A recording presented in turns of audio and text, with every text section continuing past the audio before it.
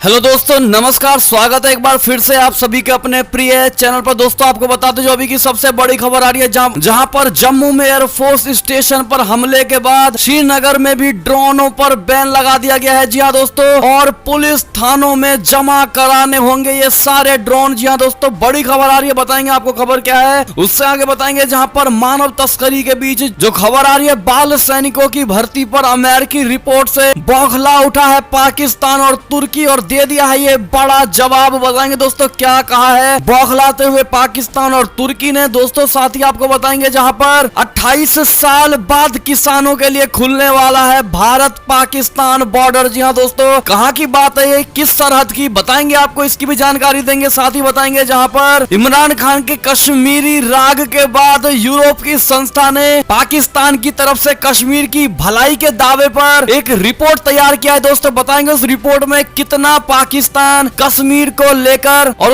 उसकी भलाई को लेकर कितना ज्यादा दिखावा करता है। दोस्तों ये सच्चाई, हर तरह की जानकारी देंगे आपको। साथ ही दोस्त से ज्यादा दुश्मन बनाने की अब कीमत चुका रहा है चाइना। जी हाँ दोस्तों, पाकिस्तान के अलावा अब कोई भी देश नहीं खरीदना चाहता है ड्रैगन से हथियार। जी हाँ दोस्तों, इसका भी खुलासा करेंगे। साथ ही आपको बताएंगे जहाँ पर उत्तराखंड में नए सीएम की शपथ से पहले ही बीजेपी खेमे में बड़ी हलचल चल रही है। दोस्तों तो हर तरह की आज आपको खबर बताने वाले हैं, लेकिन उससे पहले बने रहिएगा वीडियो के अंत तक। और अभी खबरों में आगे बढ़ने से पहले अगर आप भी मानते हैं कि भारतीय सेना में वो ताकत है जो किसी अन्य देश की सेनाओं में नहीं है, दोस्तों साथ ही मोदी जी हैं तो हर चीज संभव है। भारतीय डॉक्टर ही इस कोरोना काल में भारत के लिए रक्षक के समान है। दोस्तों तो फटाफट से वीडियो को भी कर दीजिए लाइक, चैनल को कर दीजिए सब्सक्राइब, बेल आइकन दबाइए, साथ ही कमेंट बॉक्स में लिख दीजिएगा जय हिंद। जी हाँ दोस्तों, तो चलते हैं पहली और सबसे बड़ी खबर की तरफ। लेकिन उससे पहले दोस्तों, अमेरिका का आज स्वतंत्रता दिवस है और पीएम मोदी जी ने जो बाइडेन और अमेरिकी जनता को दी शुभकामनाएं। तो अभी कमेंट सेक्शन में जो बाइडेन और अमेरिकी जनता को और खास करके भारतीय अमेरिकियों को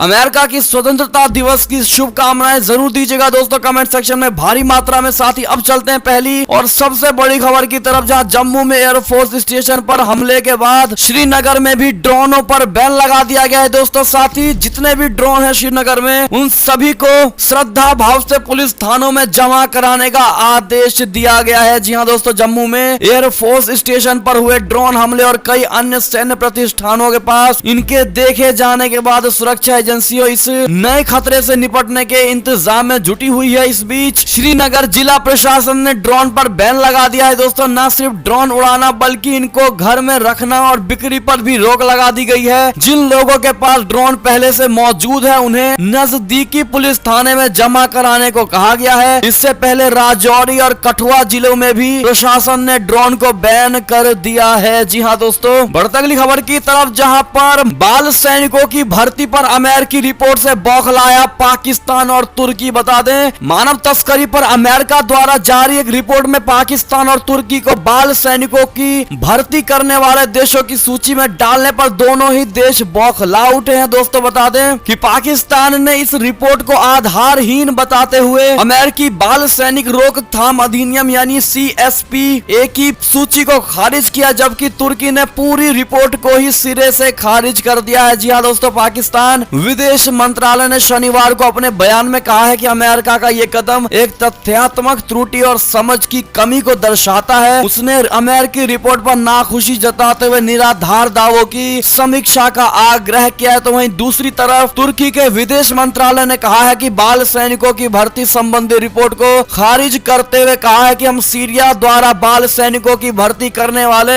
सशस्त्र लड़ाकों को वित्तीय सहायता प्रदान करने की आलोचना करते हैं। तुर्की ने अपना रिकॉर्ड इस मामले में पूरी तरह से साफ बताते हुए वॉशिंगटन पर सीरियाई कुर्द आतंकियों के अमेरिकी समर्थन पर दोहरे मानक व पाखंड अपनाने का आरोप लगाया है। जी हाँ दोस्तों, ऐसे में यह बड़ी खबर थी, इस पर आपकी क्या राय होने वाली दोस्तों। अगर आप भी मानते हैं कि चोर कभी नहीं कहता कि मैंने चोरी की, दोस्तों और यही हाल पाकिस्तान और तुर्की का है अमेरिका के सामने, तो अपनी राय अवश्य दीजिएगा। अगली खबर की बात करें ऐसे में, तो राजस्थान से जुड़ी खबर, जो 28 साल बाद किसानों के लिए खुलेगा भारत पाकिस्तान बॉर्डर, अब सरहद पार भी खेती कर सकेंगे किसान। जी हाँ दोस्तों, भारत पाकिस्तान सीमा की तार बंदी यानी फेंसिंग और इंडिया पाकिस्तान बॉर्डर के उस पार की जमीन पर पंजाब के किसान बरसों से खेती करते आ रहे हैं दोस्तों, लेकिन इस हक से से अब तक महरूम रहे पश्चिमी राजस्थान के किसानों को अपनी जमीन पर खेती करने का अधिकार अब मिल पाएगा। जी हाँ दोस्तों, राज्य के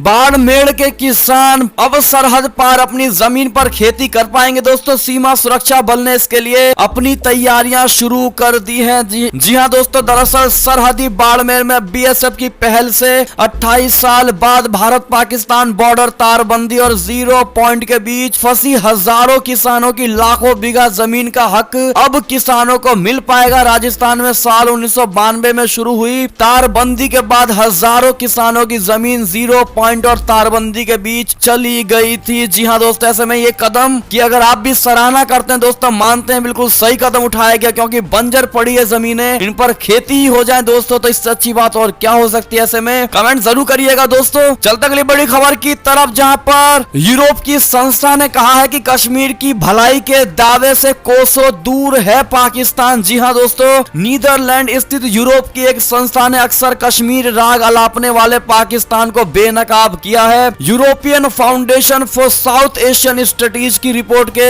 अनुसार ये कहा गया है कि दुनिया के अलग अलग मंचों पर पाकिस्तान भले ही ये दावा करता हो कि वो जम्मू कश्मीर के लोगों का कल्याण और भलाई चाहता है, मगर हाल ही में जम्मू में एक रक्षा प्रतिष्ठान पर हुए ड्रोन आतंकी हमले ने पाकिस्तान के इस दावे को पूरी तरह से गलत साबित कर दिया है। दोस्तों, रिपोर्ट के मुताबिक पाकिस्तान के असल हित जम्मू कश्मीर के लोगों के कल्याण और भलाई से कोसों दूर है। पाकिस्तान के कब्जे वाले कश्मीर के प्रधानमंत्री राजा फारूक हैदर खान ने भी हाल ही में अपने इलाके के वर्चुअल उपनिवेशीकरण के बारे में काफी कड़े शब्द कहे थे। ऐसे में पाकिस्तान की जम्मू कश्मीर के लोगों के प्रति सहानुभूति महज एक दिखावा ही है। जी हाँ दोस्तों, अगर आप भी मानते हैं कि फेक चिंता करना इमरान खान का कश्मीरियों के प्रति हमेशा से रहा है दोस्तों, उन्होंने कभी कश्मीर से कभी भी प्यार नहीं किया। दोस्तों, आप भी कमेंट सेक्शन में दो बातें इमरान के लिए जरूर कह दीजिएगा। चलता अगली खबर की तरफ, जहां पर 24 घंटे में 300 आतंकी ढेर, अफगानिस्तान में तालिबानियों के लिए काल बनी है सेना। जी हाँ दोस्तों, अफगानिस्तान में आतंकियों के खिलाफ सेना का सफाई ऑपरेशन जारी है। अफगानिस्तान के विभिन्न प्रांतों में सरकारी सुरक्षा बलों के साथ मुठभेड़ के दौरान तालिबान के 300 से अधिक आतंकवादी मारे गए हैं। अफगानिस्तान के रक्षा मंत्रालय ने शनिवार को यह जानकारी दी है। दोस्तों, पाकिस्तानी अखबार डॉन की रिपोर्ट के मुताबिक रक्षा मंत्रालय ने बताया है कि सुरक्षा बलों ने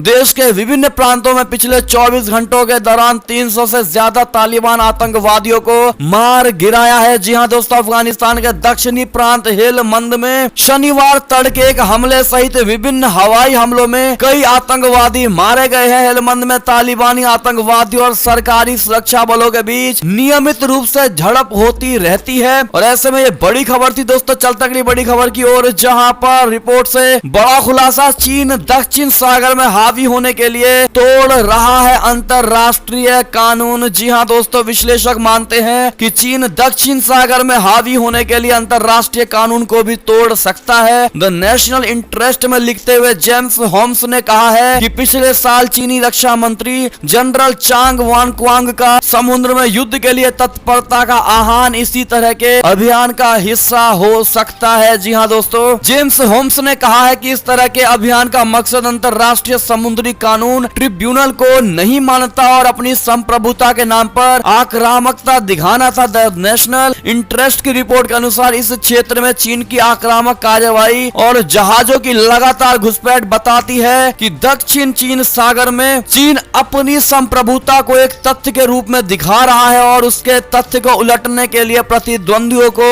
मात देने की कोशिश में जुटा हुआ है। जी हाँ दोस्तों, बढ़ते अगली खबर की ओर, जहां पर दोस्त से ज्यादा दुश्मन बनाने की कीमत चुका रहा है चाइना। जी हाँ दोस्तों, पाकिस्तान के अलावा कोई भी देश नहीं खरीद रहा और नहीं खरीदना चाहता है ड्रैगन का एक भी हथियार। जी हाँ दोस्तों, चीन की सुपर पावर बनने की महत्वाकांक्षा हमेशा से रही है। दोस्तों, चीन के आक्रामक रवैये पर हमेशा से ही पश्चिमी देशों की नजर रही है, खास तौर पर कोरोना महामारी की शुरुआत के बाद। इसके बाद से ही कई देशों ने चीन से हथियार और अन्य सैन्य सामग्रियों का आयात कम करना शुरू कर दिया है। स्थिति ये है कि अब बड़े देश तो क्या, पाकिस्तान को छोड़ बाकी छोटे छोटे देश भी चीन के हथियार और लड़ाकू विमान खरीदने से कतराते हैं। जी हाँ दोस्तों, फॉरेन पॉलिसी की एक रिपोर्ट के मुताबिक बीते महीने फिलीपींस में चीन की कार्यवाही के बाद से अब बहुत कम ही ऐसे देश बच गए हैं जो चीन चीन से भागीदारी करने की रुचि रखते हैं। बीते महीने चीनी नौसेना के जहाज बिना मंजूरी के लिए फिलीपींस के जल क्षेत्र में घुस गए थे। जी हाँ दोस्तों, इस पर आपकी क्या प्रतिक्रिया होगी? और जिस प्रकार से चाइना के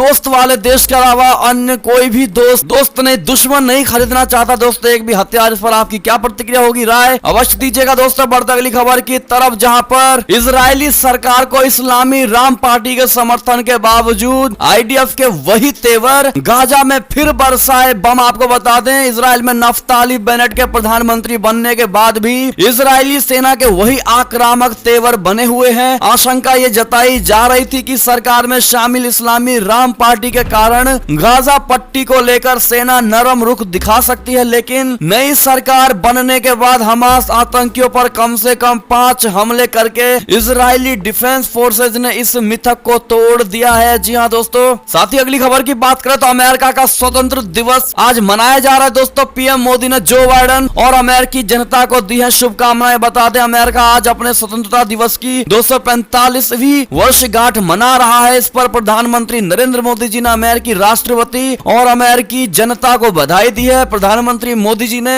ट्वीट करके कहा है कि जीवंत लोकतंत्र के रूप में भारत और अमेरिका स्वतंत्रता और स्वाधीनता के मूल्यों को साझा करते हैं। हमारी रणनीतिक साझेदारी का वास्तव में वैश्विक महत्व है। जी हाँ दोस्तों, ऐसे में आप भी विश जरूर कर दीजिएगा दोस्तों। साथ ही ये थी अब तक की सारी बड़ी खबरें। आपको हमारी खबरें कैसी लगी? आशा करता हूँ बहुत अच्छी लगी होगी। अगर थोड़ी भी अच्छी लगी है दोस्तों तो इस वीडियो को अभी अपने भाई बंधुओं में व्हाट्सएप, फेसबुक, ट्विटर के जरिए पूरे भारत में शेयर करना बिल्कुल मत भूलिएगा। और अभी कर दीजिए इस वीडियो को लाइक, चैनल को कर दीजिए सब्सक्राइब, बेल आइकन दबाइए, साथ ही कमेंट बॉक्स में लिख दीजिएगा जय हिंद जय भारत। तो मिलते हैं आप अगली बड़ी खबर में, तब तक अपना ख्याल रखिएगा। बहुत बहुत धन्यवाद।